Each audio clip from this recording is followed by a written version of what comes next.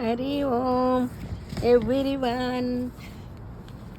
ఇవాళ నవరాత్రి రెండో రోజు, కాలిఫోర్నియా యుఎస్లో రెండో రోజు జరుపుకున్నాం.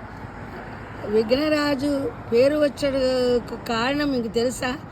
వినాయకుడు విఘ్నరాజు అంటారు కదా, ఆ పేరు ఎందుకు వచ్చిందో తెలుసా?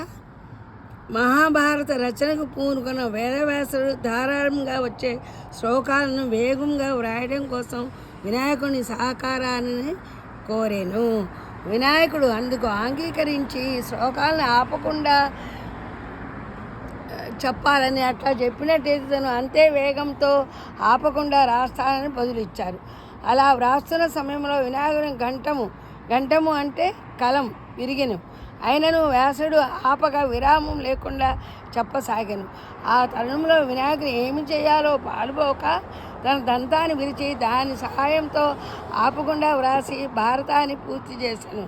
అది గాంచిన వ్యాసుడు విఘ్నము లేకుండా వ్రాసినందుకు నేటి నుంచి నీవు విఘ్నరాజువే వెలుగొందువని వరమిచ్చెను.